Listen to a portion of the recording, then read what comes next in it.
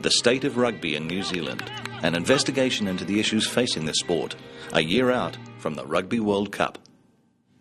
The All Black coaching panel, the most controversial position in New Zealand sport.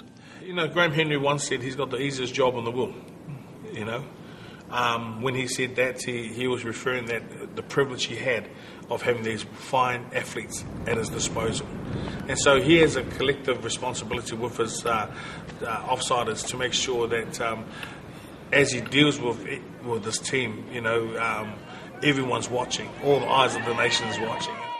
When Graham came forward to be interviewed in 2003 for the appointment for 2004 and beyond, he, I think, strengthened his candidacy significantly by saying he had two people who wanted to coach with him, Wayne Smith and Steve Henson. Is there a time when you thought that maybe I've just done my 5-6 years, or I have to keep going? What's been driving you in that respect? I don't think there's a finite time. No. I think if you think that you're still improving and you're getting better at the job and more skilled to handle the requirements of the job, that's fine. If you don't, I think it's time to get out.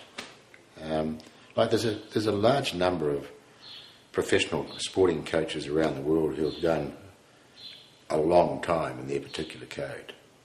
Like Alex Ferguson is a prime example at Manchester United, and they would be the most successful football team in the world, club team in the world. Perhaps it's something that we need to take on board and realise that it may be 2 years, it may be 12. Who knows? But I think we got into a system where in New Zealand rugby, rightly or wrongly, it was a 2-year appointment, and it's still a 2-year appointment. And usually after 4, we had a change of All Black coach. That changed recently, so I shouldn't be the person who comments on that, whether it's good or bad, but that's the way it's happened. We tend to overlook the games that the All Blacks have been coached brilliantly and won.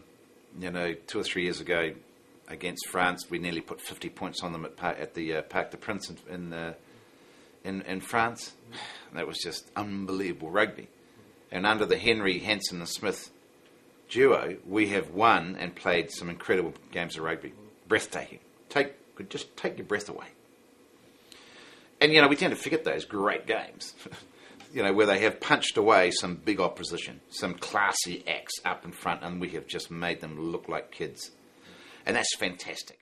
Like the Marseille game this year, for example. It just showed the improvement over a long period of time, and it came together, which was simply marvellous. And that's why one of the major reasons you coach. Every now and again, you get a performance like that, which is pretty special. Gee, I tell you, when we start to struggle, and when we start losing, and it's not so much losing the game and on points on the board, it's how we lose. If we cannot catch and pass, if we cannot just standardly take a high ball, if we cannot have a one-on-one tackle when we miss those, but just the ordinary basics of the game, kicking, passing, catching, tackling, just the basics. If we start falling off on that, you have every person in New Zealand has become an expert.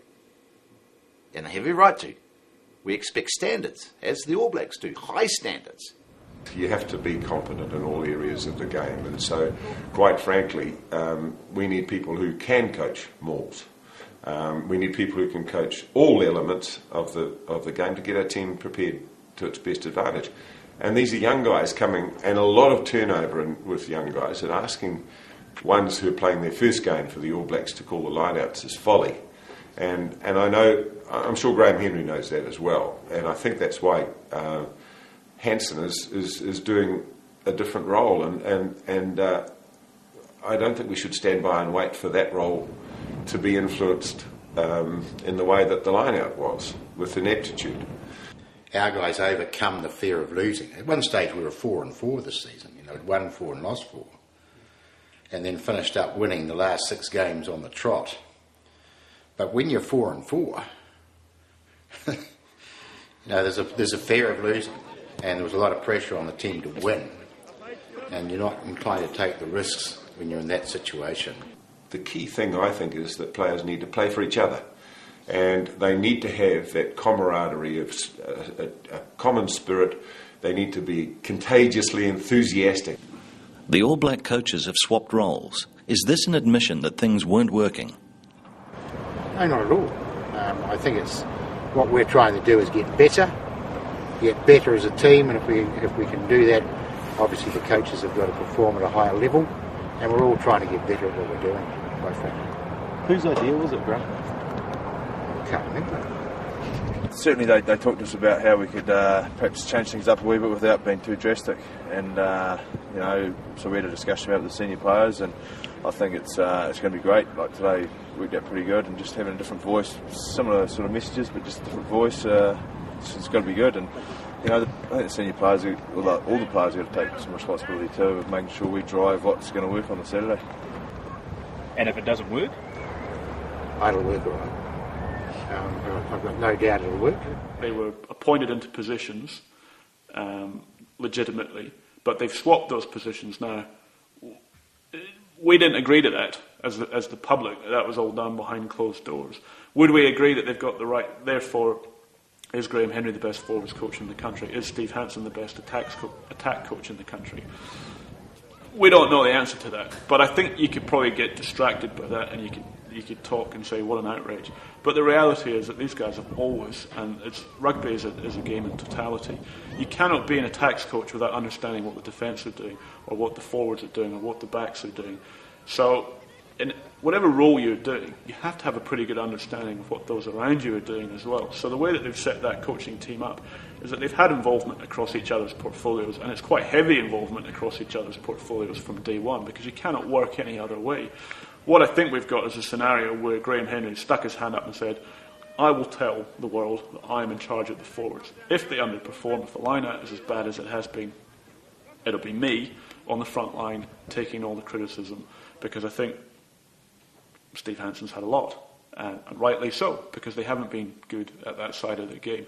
So this is probably about deflection of responsibility. This is probably, behind closed doors, it probably doesn't mean that much.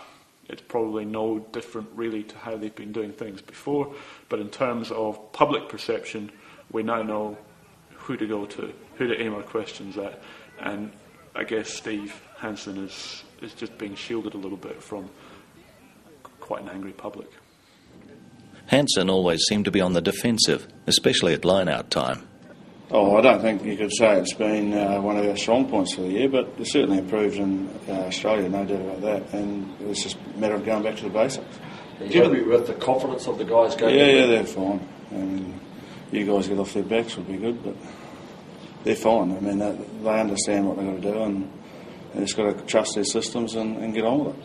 What we do need is experts in certain areas, and I've been critical, as you know, of having people that don't know a lot about the role that they've taken on fill in, and so the shuffling of the deck chairs that's happened is not terribly becoming as far as I'm concerned.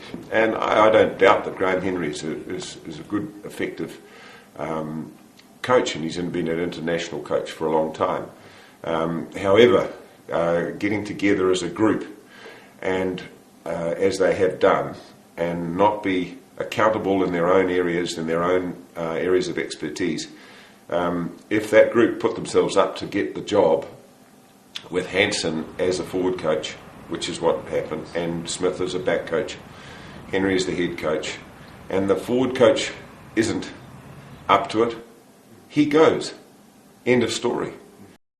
They've themselves recognised, and we've discussed this with them too, that over a long tenure, because it gets to 2011 will be 8 years, and some of the players will have been the same for that period, there is the potential for staleness.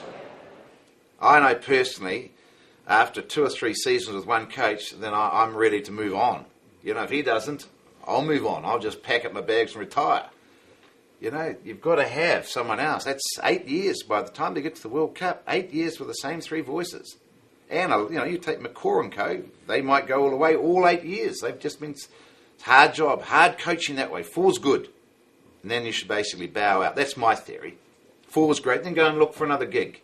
As I went through All Black Rugby over a period of 15 years with about 8 coaches, you knew that some of them knew about the central core and the importance of it and the ethos that existed within that central core. And what you wanted was coaches who came in and respected that and maintained it.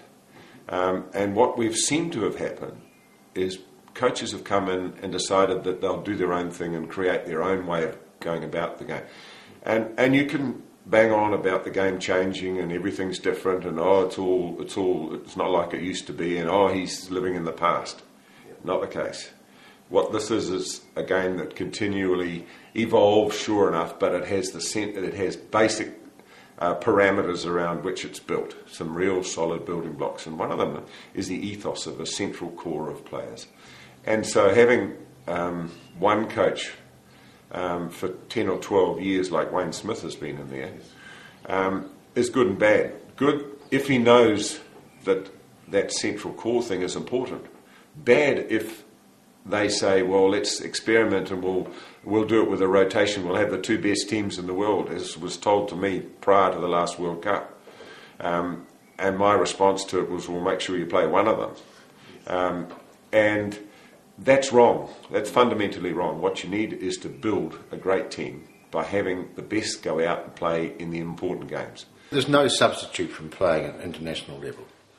And that's difficult. You've got to introduce players into international rugby, and you don't have tours anymore, so they don't play provincial games or against England A or whatever. So you've got to blood them in test matches, and getting that balance right and still winning or trying to win is a very important part of the exercise, because if they don't have international exposure, they're never going to develop. And trying to get that balance right where we can play young players coming through and give them experience and develop the depth is part of the job. I think the public have every right to demand answers from the coaches. I think this is where the coaches have to look at themselves as well and say, okay, because there have been times where, and I don't like to pick on Hansen here, but there's been times where the public and the media have asked, where have we gone wrong with our lineouts? Where have we gone wrong here? And all he could say, we're still in progress. We're still in progress. But, people want success, and they want success quicker now than ever before. It's just in their makeup. People want winners. They want to support winners. They don't want to support losers. And so, and as coaches, you've got to be prepared to give that answer and be open and be transparent. And I think people don't mind you losing as long as they understand the reasons behind it. Because I know, particularly talking to Graham, who comes probably in for the most heat, he gets nothing but positive interaction with New Zealanders. And so when we talk to him about perhaps his image and how we would like to maybe not have him being quite so sort of principally and grumpy at times, he has trouble getting it, because when he talks to people, everyone's very positive. They congratulate him for what he's done, they keep up the good work. But the reality is that we do all have roles that are scrutinised every minute of every day. What team are you playing? Under 12. Any good? Yeah, we won the championship. Oh, so you're the best. Yep. We got undefeated. Undefeated season. I wish the All Blacks were undefeated.